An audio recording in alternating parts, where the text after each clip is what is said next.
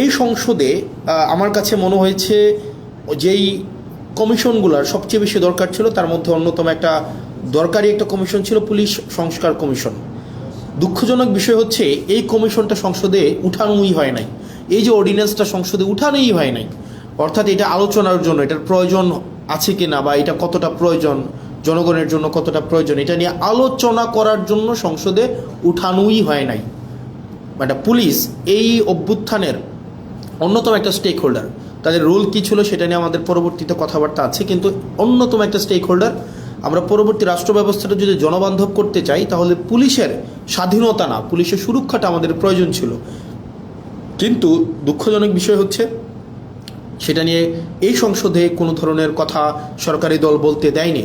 সরকারি দল এই অর্ডিন্যান্সটাকে জাস্ট ল্যাপস করে দিয়েছে। এবার আসেন এই সংস্কার কমিশনে কি ছিল আমাদের। এই আপনি যদি মনে করে দেখেন তো আবু সাইদ হত্যা মামলার যে রায়টা হয়েছে, যেই এএসআই ছিল উনি কিন্তু বারবার করে বলছিলেন যে আমার কোনো দোষ নাই, সরকার আমাকে নির্দেশ দিয়েছে, আমি সেই নির্দেশ অনুযায়ী গুলি করেছি।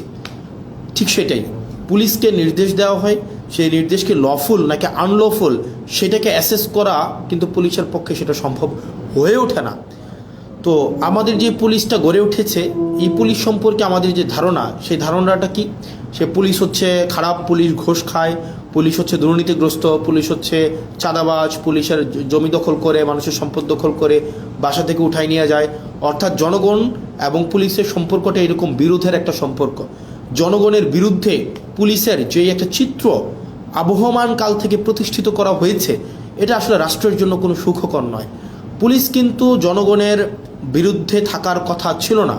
পুলিশকে যেভাবে ঘুষখোর হিসেবে উপস্থাপন করা হয়েছে, রাষ্ট্র যেভাবে পুলিশকে হাতিয়ার বানিয়েছে দমনপীড়নের, সরকার যেভাবে দমনপীড়নের হাতিয়ার বানিয়েছে পুলিশকে, এটা হওয়ার কথা ছিল না।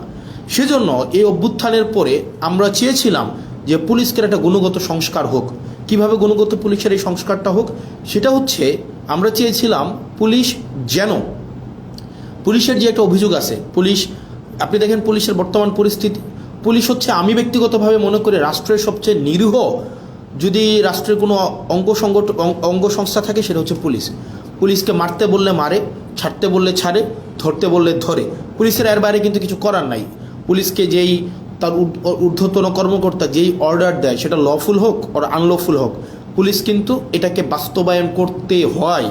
সেই জায়গা থেকে আমরা চেয়েছিলাম যে, এবং পুলিশের কিছু সমস্যা আছে। যেমন পুলিশের 1 নম্বর সমস্যা হচ্ছে পুলিশ সারাদিন ডিউটি করতে হয়, মানে অলমোস্ট 24/7 ডিউটি করতে হয়, তাকে ওভারটাইম দেওয়া হয় না।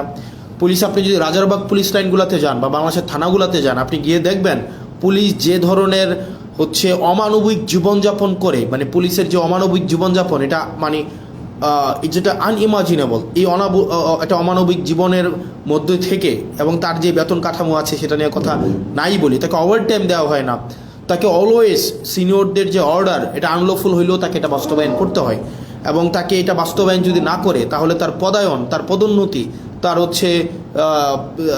ট্রান্সফার, এই সবগুলোকে আটকে দেওয়া হয়। এবং দুঃখজনক বিষয় হচ্ছে পুলিশ যদি সরকারের কোনো ইচ্ছার বাইরে যায়, অন্যায্যভাবে সরকার একটা অন্যায্য একটা অর্ডার করছে, এটার বাইরে যদি পুলিশ যায়, তার চাকরি অলমোস্ট ইম্পসিবল হয়ে ওঠে। এখন দেখেন পুলিশের এই যে ক্ষোভ, পুলিশের প্রতি যে এইসব অন্যায্য অবিচার করা হচ্ছে, তার পোস্টিং, প্রমোশন, পদোন্নতি সবগুলো রাজনৈতিক ইচ্ছার উপরে নির্ভর করা হচ্ছে। বাংলাদেশে পুলিশ যারা সরকারের যত বেশি পদলেহন করে, যারা সরকারের সবচেয়ে বেশি কাছাকাছি থাকে, যারা সরকারি দলকে সবসময় পৃষ্ঠপোষকতা করে, তারা ভালো পোস্টিং পায়, তারা ভালো প্রমোশন পায়। সেজন্য সরকারের লিগ্যাল অর্ডার করুক অথবা আনলিগ্যাল অর্ডার করুক, এই কারণে পুলিশরা সবসময় চায় সরকারের মনোরঞ্জনের মধ্য দিয়ে ব্যস্ত থাকতে। এখন এই যে পুলিশের যত অভাব, পুলিশের যত প্রত্যাশা, পুলিশের যত চাওয়া পাওয়া, পুলিশের যত ক্ষোভ, এগুলা নিরসনের জন্য এই গভর্নমেন্ট একটা কাজ করেছিল, মানে ইন্টারিম গভর্নমেন্ট, সেটা ছিল পুলিশ গ্রিভিয়েন্স রিএড্রেস প্রোগ্রাম হাতে নিয়েছিল। অর্থাৎ পুলিশের ক্ষোভ নিরসন করা এবং ন্যায্যতার ভিত্তিতে পুলিশের যে প্রয়োজনগুলো সেগুলোকে নিশ্চিত করার জন্য পুলিশ গ্রিভিয়েন্স রিএড্রেস প্রোগ্রাম হাতে নিয়েছিল এই সংস্কার কমিশনে। অথচ বিএনপি সরকার সেটাকে বাতিল করে দিয়েছে। ভাই, একটা জিনিস বুঝেন আপনারা, পুলিশ তো একটা ডিসিপ্লিনারি ফোর্স, তার প্রয়োজন, প্রত্যাশা, চাওয়া পাওয়া, সেগুলোর জন্য তো পুলিশ আন্দোলন করতে পারবে না, কোথাও গিয়ে স্মারকলিপি দিতে পারবে না। তাকে যদি আপনি একটা হিলিং একটা ওয়ে না দেন, এটা উইন্ডো না দেন, তাহলে তার প্রয়োজন প্রত্যাশা সে কোথায় দিবে, মানে সেগুলো কার কাছে জানাবে? এটা জানানোর জন্য ইন্টারিম গভর্নমেন্ট যে পুলিশ সংস্কার কমিশনটা করেছিল, সেটা হচ্ছে সেখানে পুলিশের ক্ষোভটাও যেন পুলিশ জানাইতে পারে, পুলিশের অভিযোগটা যেন পুলিশ জানাইতে পারে। এবং পুলিশকে যদি কেউ আনলফুললি কোনো একটা অর্ডার করা হয়, পুলিশকে যদি কেউ হচ্ছে অন্যায্যভাবে কোনো একটা অর্ডার করা হয় যে তোমাকে গুলি করতে হবে, তোমাকে হচ্ছে কাউকে উঠাই নিয়ে আসতে হবে, তোমাকে হচ্ছে মানে বেআইনি কোনো একটা কাজ করতে হবে, পুলিশ সদস্যরাও যাতে সেটা থেকে নিষ্কৃতি পায়, সেটার জন্য একটা অভিযোগ জানাইতে পারে, সেটার জন্য পুলিশ গ্রিভিয়েন্স রিড্রেস একটা প্রোগ্রাম হাতে নেওয়া হয়েছিল, সেটাকেও বাতিল করে দেওয়া হয়েছে। 2 নম্বর হচ্ছে জনগণের কিন্তু পুলিশের বিরুদ্ধে অনেক অভিযোগ আছে। জনগণের যে পুলিশের বিরুদ্ধে অভিযোগ আছে সেটার জন্য সিটিজেন কমপ্লেইন আপনার এটা হচ্ছে management committee, citizen complain management committee এটা করা হয়েছিল, এটাকেও বাতিল করে দেওয়া হয়েছে।